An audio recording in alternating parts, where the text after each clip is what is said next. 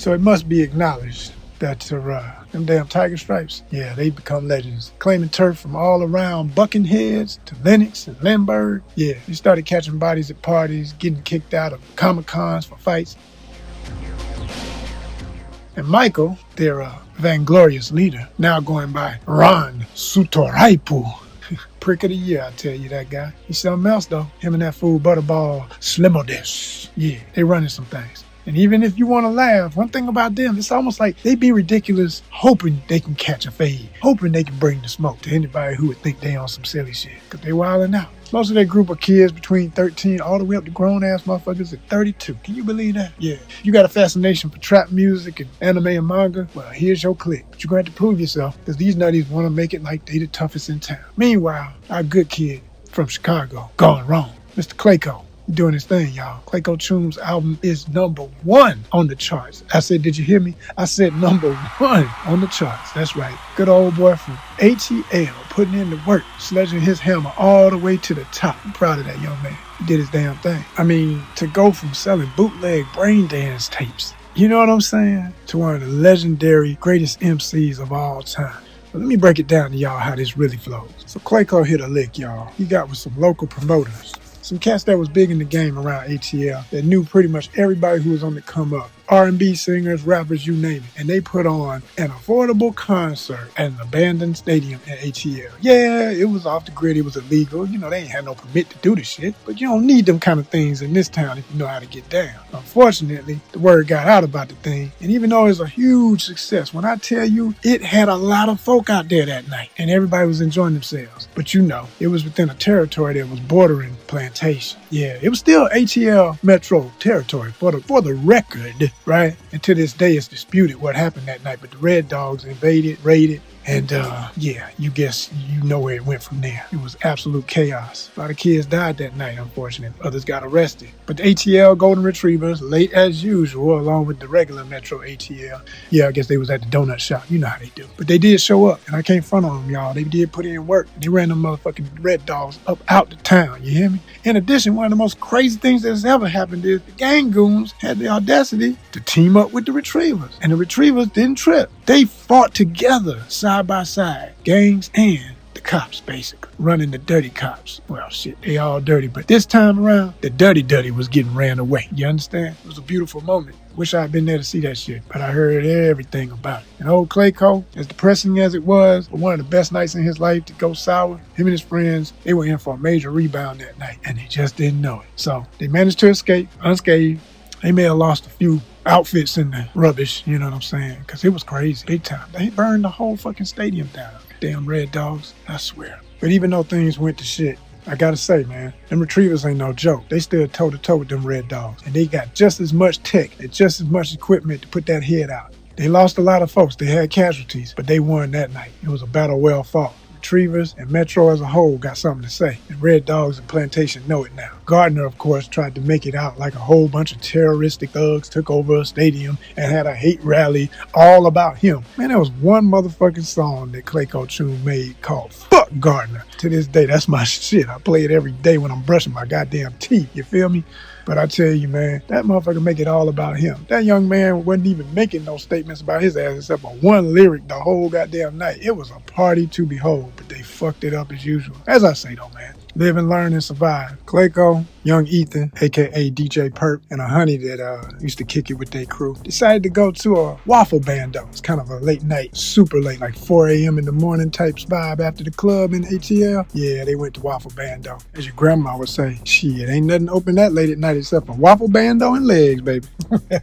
So I guess you know you go to waffle bando, you feel? But they got approached by some unexpected company. Lo and behold, they ended up running to the OGs of OGs, the very subject and idols of their entire brand dance operation. The reason why Ethan and Mike before he became Ron and Kenyavius before he became CLAYCO CHOOM used to sell them bootleg brain dances of the motherfucking tiger claws out of Night City, California. Well, guess who popped up at the waffle bando? A cat named Haruito. Motherfucker straight loc.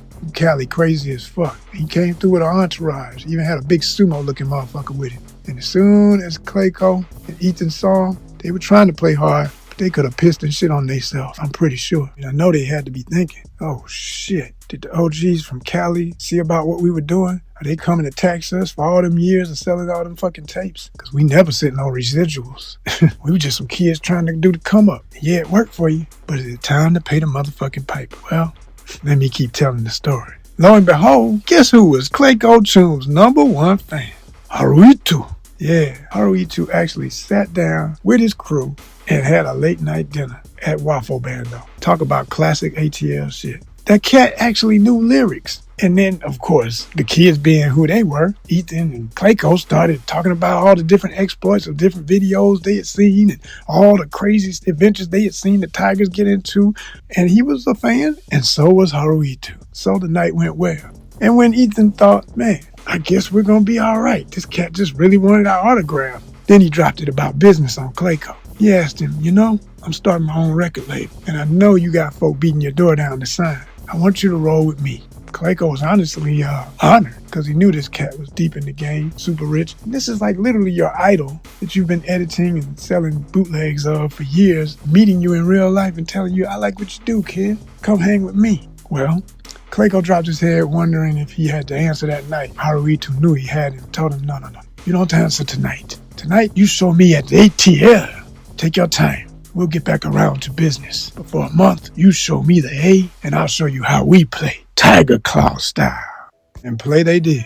Man, when I tell you, he emptied the pockets. Of course, keeping his receipts. Haruito put the young gun up under his arm. Made him like little brother. Even started waking him up early for training sessions. Taking him to the gym. Yeah, they were there to stay. It wasn't just a vacation. Tigers were in town for surveillance and to catch up on old debts. Yeah, CLAYCO knew there was something to this. Ain't nobody this nice. And this cat was spending money on him, changing his look, preparing him for the new life he would have once he signs on his label. He pretty much knew the kid was gonna sign or would be forced to. But he kept playing the big brother homie role, buying him gifts, taking him everywhere with him. They were never seen apart. It was like a real family kind of vibe. I mean, bought him his first truly iced out gold bling with some tigers on it. Oh yeah, had the young buck looking sharp, man. They was turning out malls. Security hated him because Lord knows when they showed up, it was a hot mess. Yeah. He even had him dining in the finest restaurants. Oh yeah, Haruito would come through, bring out some honeys from Cali. I'm talking supermodels. This young buck doing it like that in his early 20s. You know his head was swimming. And then Haruito would always find some way to get up and have to go handle some business, but drop one more honey at the table before he leaves.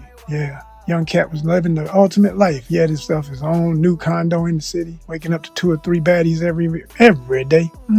Gotta say, old CLAYCO was living the life, and the word was out on social media, but everybody wasn't happy. Ron's nasty ass was getting sloppy drunk every day, drugged up and crazy as fuck. They say in some reports that he was going through about 2 laptops per fucking week. Because if he saw something he didn't like online, he'd always run into a fit. And everything that was wrong in the world was CLAYCO this and CLAYCO that. And fuck Clayton County and fuck CLAYCO and fuck this. And he was on some bullshit. And all that came to a head. One night, young CLAYCO was partying at a real nice local spot in the city. Kind of spot that only big timers hang out with when they on the come up in the game. Lo and behold, who came through with the fucking stripes and ruined the goddamn party? Well, everybody kept partying, didn't pay it too much mind because them kind of ruffians was always coming through this particular spot. But the young lady that CLAYCO was with was trying to hold him down, telling baby, don't do it, don't go over there, don't even talk to him. Because Ronnie came through pretending he hadn't seen CLAYCO dancing in the middle of the motherfucking dance floor. You know the kind of bullshit folk do when they fronting on you. But nah, CLAYCO being a kid in that age said, nah, baby, I'll be back. Yo, what's up? Ron, what's up, man? Hey, it's been too long, bro. What you doing? Can I holler at you? Ron literally took a drink with some baddies he had and ignored him. That pissed CLAYCO off to the fullest.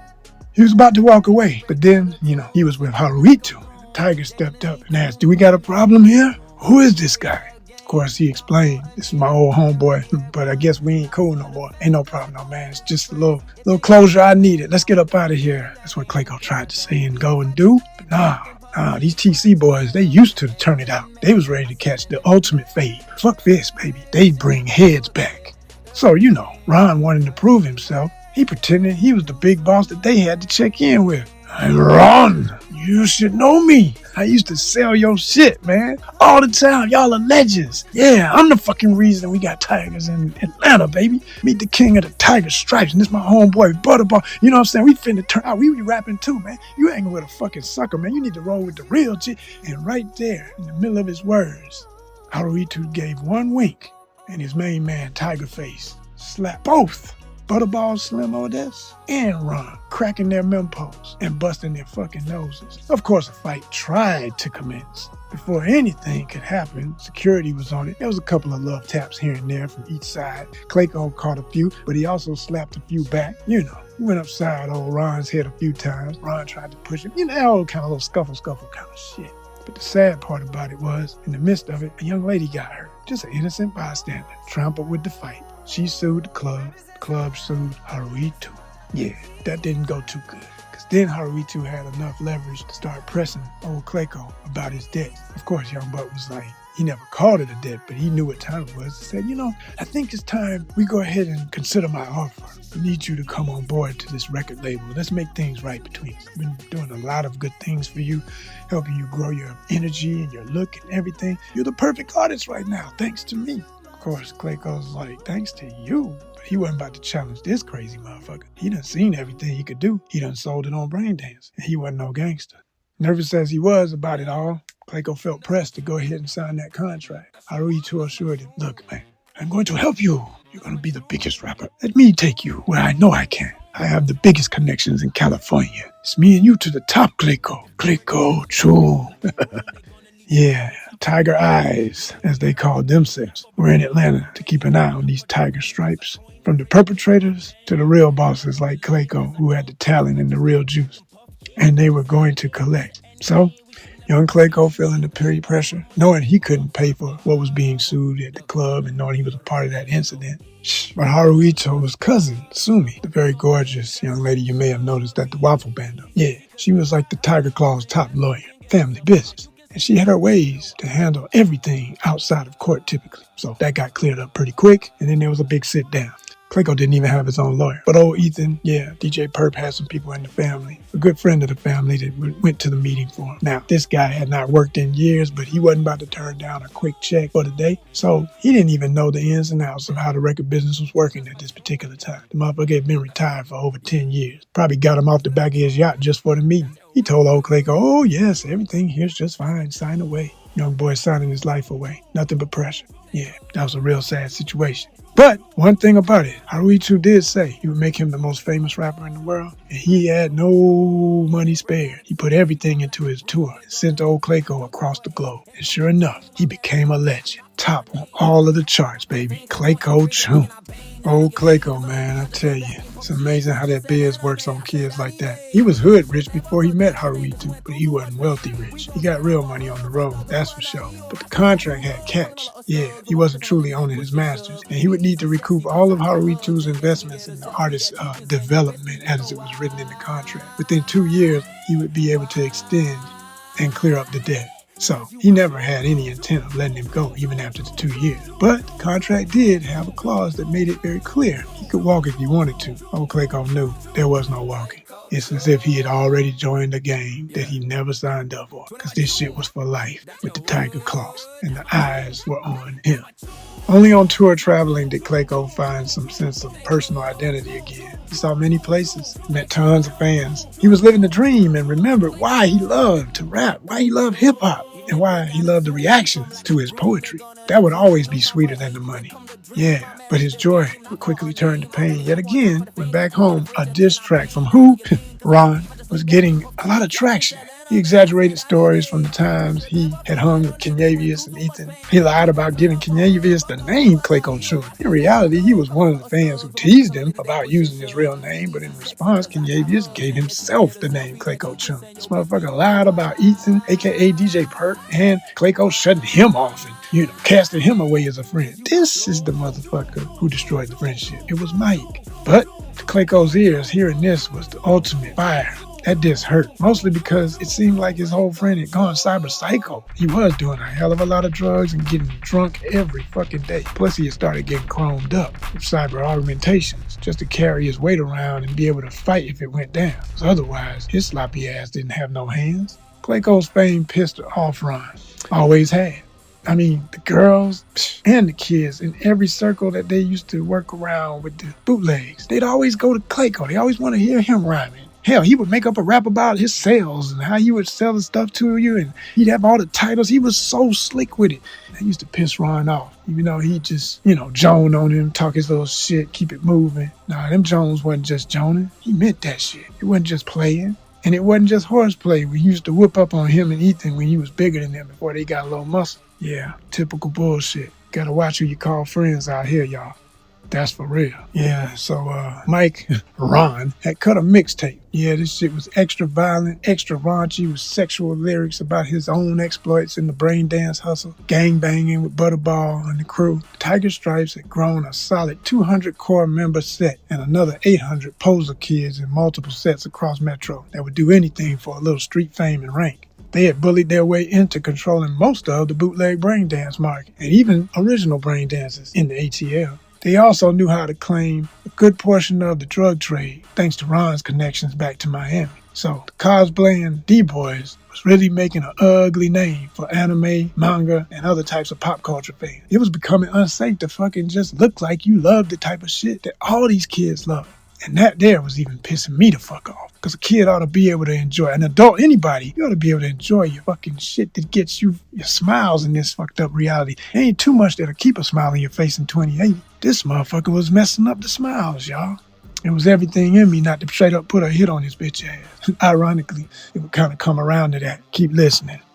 So, CLAYCO had enough, and knowing how it goes in the rap game, he decided to make a response. He wasn't going to make it a full track yet. Instead, he dissed him in a subtle way. It was almost the ultimate insult, because he literally did a freestyle on social media that completely bombed old Ron's entire album. Yeah, that whole mixtape thing he did was, the whole damn thing was not a challenge to what one freestyle did from CLAYCO CHOOM online. But knowing how rap battles escalate, Haruitu suddenly didn't want CLAYCO to respond to Ron. At first, he was all with the smoke. CLAYCO had quickly sent shots back, like I say, but those shots were going to end up being real shots in the street, and he still wanted return on his investment. As far as he was concerned, CLAYCO was the workhorse. They needed to be able to still come to work every day. But the fans were drooling for more. They love a bloodlust until it actually turns into one. CLAYCO had been growing up on the road for a year and a half, with only a mild supervision from select Tiger Claw guards. Haruitu was back in Atlanta counting the profits, not only from everything CLAYCO was making on the road, but also from all of the washed money coming from California being invested into legit businesses in the ATL.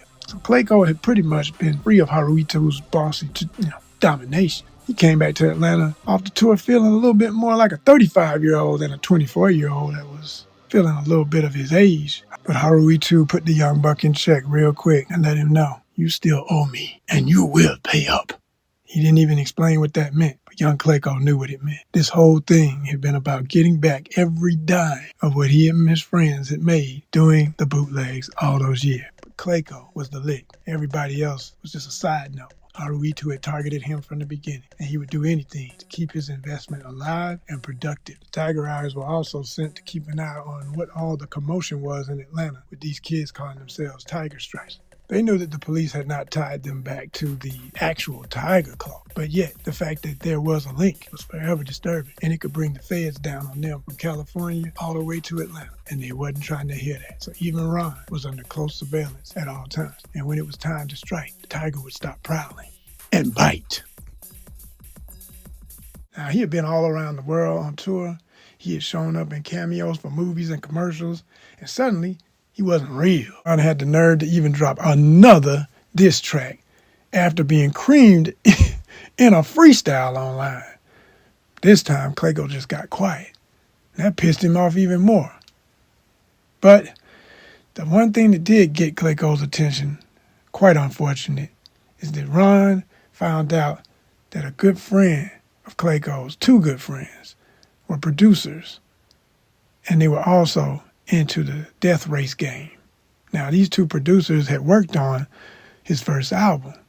Knowing this, Ron said, yeah, if we can get those kids wiped out, if he's planning on working with this producer or that producer that I know makes better shit than I do, we ain't got to worry about it sounding so good that everybody thinks he won the battle.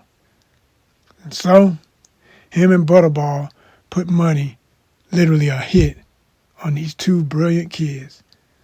And when they were in a death race, one night going through ATL, he had at least 5 cars gunning for him, and they were both taken off the road. Unfortunately, one of the twins died. The one who survived, broken forever, and all of his friends. The whole city mourned, and it actually turned everything into a bloodbath because the word got out quick that it was fucking Ron and the Stripes. So a lot of folks were gunning for them, and it wasn't looking good for them. Still, they had been stacking their arsenal, so it really did turn into a real gang war between the Stripes and about 3 other crews, plus new ones every day. Yeah, it was real bad. At this point, CLAYCO decided he had to do something. But he was so broken because he actually knew these kids. The twins were friends. And in his mourning, he honestly had a true awakening in himself and realized, is this even what I want anymore? I'm not a battle rapper. Yeah, I can battle, but that's not what he wanted to do in life. He wanted to bust flows to make people happy. He wanted to bust flows to make people feel inspired. He wanted to bust flows to make people realize the real gangsters and start targeting the corruption that was happening from plantation and support great leaders like Mayor Vader. He had all of that in his lyrics, and he was fed up. Now, knowing that his kid Prodigy was brokenhearted and would not be very productive during his time, Harui too did give him some time off. Literally told the kid, take a few months, get your shit together, come back, make a great album. Because we got to get ready for your second world tour, blah, blah, blah, blah, blah. CLAYCO was through arguing and putting his life in danger with his gangster boss, so he didn't even retort to that. He didn't say shit. He just literally got quiet. That kind of scared Harui too, because CLAYCO was not the type to be quiet around him. But he knew he needed his time, and he gave it. Well, young CLAYCO decided he had to dig deep in himself to figure out his way of ending this nightmare of being part of this ridiculous record label and all these beefs. So first he went to Sumi, Haruitu's cousin, and he asked her straight up, yo, we've been cool, you know me, and you seem to like my energy, and you always respected me, and you always looked out for me. Is there anything you can do to get me out of this contract? Technically, I've made enough money on tour to pay off everything that I would have to pay off in 2 years. It's almost been 2 years, but I don't want to re-sign when that time is up. Sumi pitied him. She really did want to see CLAYCO be able to spread his wings and get the fuck away from all of this madness. But she told him straight up, in my family, I'm just a lawyer. Even though I'm a tiger, I never technically bang. I know how to get down if I got to, but I'm not in the streets. My brother, my cousins, my whole family, they're deep, and I keep them out of trouble. Every time they go down, I'm the one who saves the day, if it can be done legally. And I can tell you, unfortunately, there's few women in this organization that get respect, and I'm not one of them. This broke his heart, but then he said, but what if I can get a fixer from Atlanta involved, somebody to help you? And she looked at him like, well, damn, you know folks like that, CLAYCO? He said, yeah, I do. The hesitancy in his voice gave it all away. Me and her would laugh about that later. She told me these stories. But he told Sumi, yeah, I know somebody. What's his name, she asked. Mantis. Amidst all of the depression that Kenyavius was dealing with and the pressure of him as CLAYCO CHOOM to say something, do something, keep being a voice of expression for the people, he had become that guy. But he was trying to sort his own mind, and he just wouldn't let up. It was one tragedy after the other. After he was mourning the loss of one of the twins, his good friends, then there was an incident in Lenox area on a train platform. A kid, 13-year-old Juanito Gonzalez, was simply waiting on a ride back home after visiting family in the Lenox district. That area was known for tiger stripes roaming around, starting all types of bullshit. And a group of 20 to 30-somethings approached this child on the platform asking him why he had on a striped hoodie. The kid told him, look, I don't bang. He was aware of the codes, but he wasn't feeling it, and he wasn't about to play their game. The kid went for his gun to defend himself because the tigers pulled out a sword on him, and the rest is sad history. But it wouldn't go unchecked. Every gang in the metro ATL area increased current options for truces and made it a priority that the only one they were all banging for were tiger stripes. When I tell you Ron and the rest of his crew were quiet as fuck, he wasn't on social media. His ass sobered up for a couple of days off of this one because he knew he couldn't be seen anywhere perpetrating his fraud. That would have been his ass. But the saddest part is the child had to die to get this level of peace. But as you know, it was never really peace. There was still conflicts, and all of the poser gangs that were claiming stripes were either getting locked up on the spot, per the recommendation of Mayor Vader and her police squads being extra cautious of anybody looking the part. Now, that worked both ways, unfortunately, because kids who weren't claiming anything, just wearing tiger-striped outfits, were getting checked, pulled over, and harassed, and that's a whole nother mess. But for the most part, gangs kept all that in check. And then the media had a frenzy with it. They would go and talk to former gangbangers, like one guy who opened up a shop and sold clothes and talked about how he was going to make sure all the kids in his neighborhood were safe to wear whatever they wanted, starting the hashtag, wear what you want. And it flipped. It caught on. So much so, young CLAYCO decided to do a video, a memorial to the kid who had passed. He portrayed himself in the video as the kid on the platform at that very fatal moment. It was extremely sad and heart-wrenching, but it gained him a whole new level of fandom and respect from every side of Atlanta and the whole world. In a special news expose about his music video and the content, he expressed his sincere condolences to the Gonzalez family. He even sent them some money. The kid was really turning out to be a man for the people. Who couldn't love a cat like CLAYCO CHOOM? He was the real deal.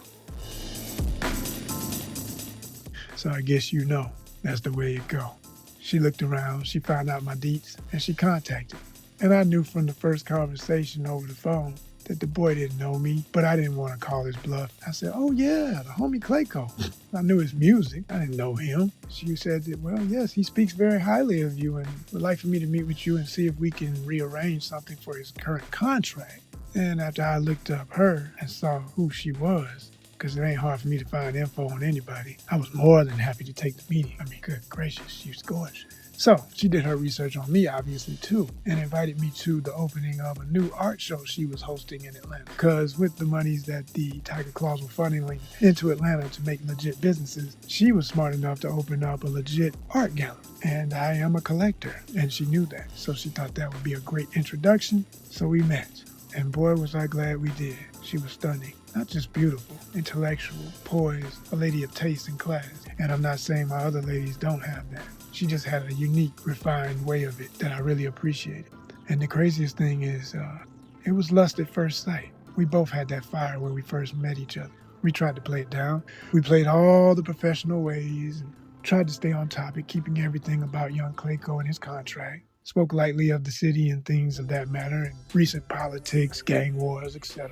Trying not to show too much of our card in the hole, so to speak, playing double blackjack. But when she asked me to go to her office for a private meeting, I knew things were going to get quite sticky in a lovely way. She was playing hardball. I was playing harder ball, real hard. She demanded that I consider her position on behalf of the Tiger Claws, and I demanded that she drop them draws. We left it all on the table, and the table was a win-win. Can you read between the lines? I think y'all get the point. Yeah, we got that contract handled. Young CLAYCO got a new lease on life.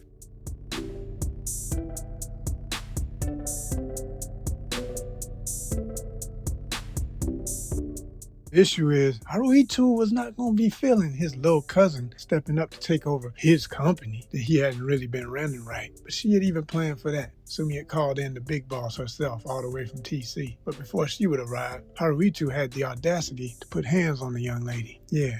What he forgot, though, was that his bodyguard, old Tiger Face, one of the many, was automatically programmed to, if anyone touched her, attack at will. And he body slammed his punk ass on the concrete that wet, rainy night. I guess he got a little bit of a checkup, but that wasn't enough for me. So I sent him another message to let him understand the way things go in ATL and that you do not lay hands on a lady, especially one of my ladies. So outside of his covert warehouse operation, he had parked his brand new, beautiful eggplant, iridescent, metallic Quadra.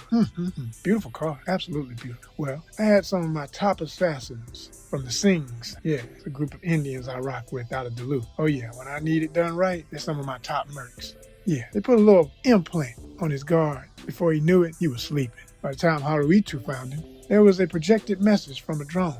And this message will self-destruct in 10, 9, 8, 7, 6, 5, 4, 3, 2, like that, bitch. You keep your motherfucking hands off my lady. So while Haruitu was trying to get his insurance to kick in over his char grill vehicle, naturally he was trying to figure out who the fuck hit him in the first place because he knew nothing of me and Sumi's rendezvous.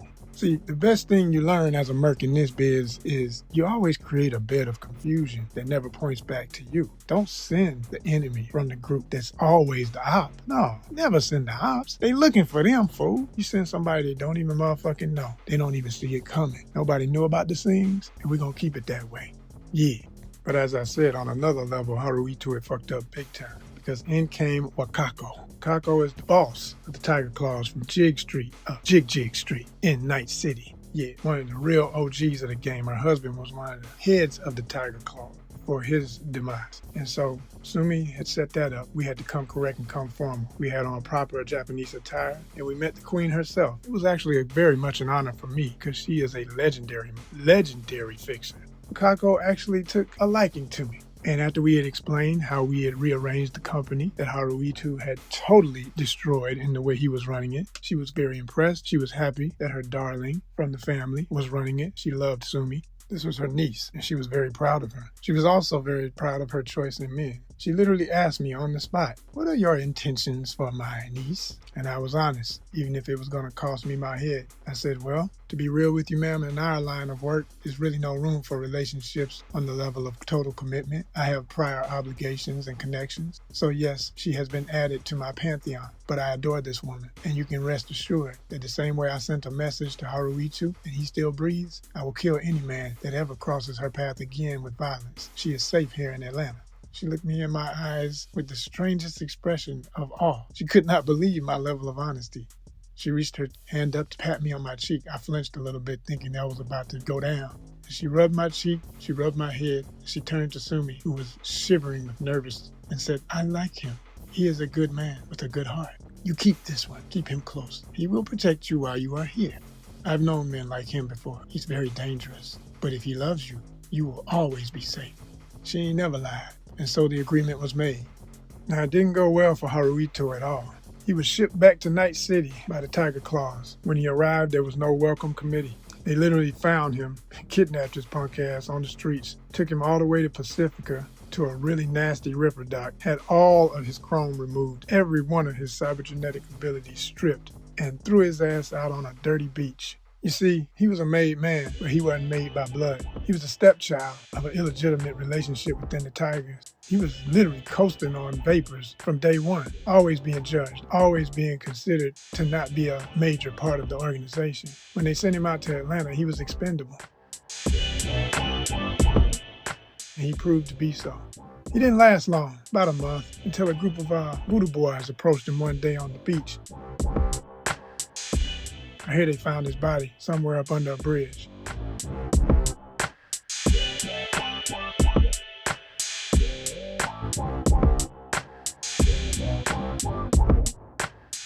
Shit happens in Night City, you know, especially in Pacifica.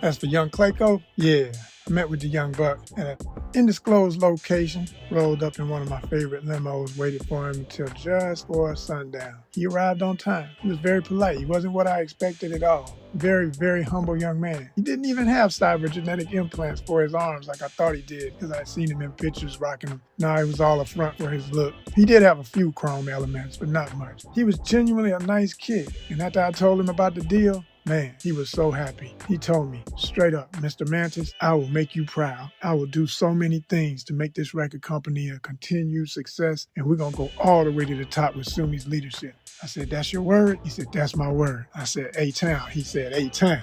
That's the little homie, CLAYCO CHOOM. So CLAYCO got to work ASAP. He started teasing his audience to the tune of 50.5 million loves on FANBASE when he announced that he had some new music for him. He was going to put out his next album. And he went deep in the hole for it. He got in touch with old Perk, who was dealing with a new baby, but still made time to make some new beats for the album that was slamming. He also got with a whole bunch of other connects he had in the biz to make sure that he had enough of the best cameos. Not that he needed them, but yeah, you know how it goes in the biz. People love to hear you team up with your favorites. So yeah, he was licking shots after shots after shots after shots. This album had hitters, you hear me? But the ultimate that he did, I couldn't believe he pulled this off. Young Buck, him and the crew back when he was selling BDs, they had a connection to a legendary adult film star by the name of Sasha Devon. My gosh. I couldn't even believe the kid had connects like that. Well, I guess it sometimes works out for you to be in them DMs.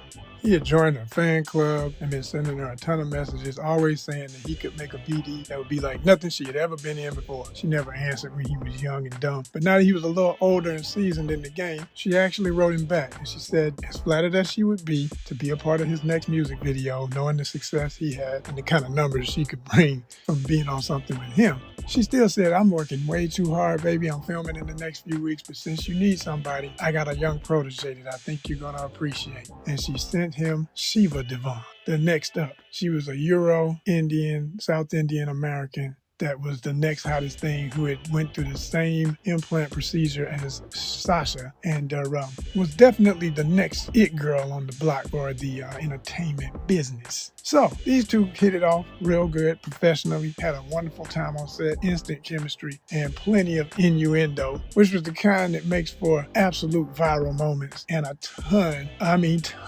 of eddies. And that boy was rolling in cake off of one video. Yeah, I mean, it was literally the top of all charts. It was the ultimate slap in the face to anybody he had ever beefed with. And yeah, you know, with Ron and all that, man, I think he had like one lyric on the whole thing to say a diss, but he pretty much was putting that all behind him. And this was all to make it clear that he was going to focus on his fans. He was going to move on with his life. This is a new CLAYCO CHOOM, and we turning up again in the clubs. We finna get them on the poles in the strip clubs. We finna have them bumping on every block. We the ones, this is the team, and I'm with this new label ran by Sumi, featuring hotness like Miss Shiva. That's how he doing it. CLAYCO CHOOM.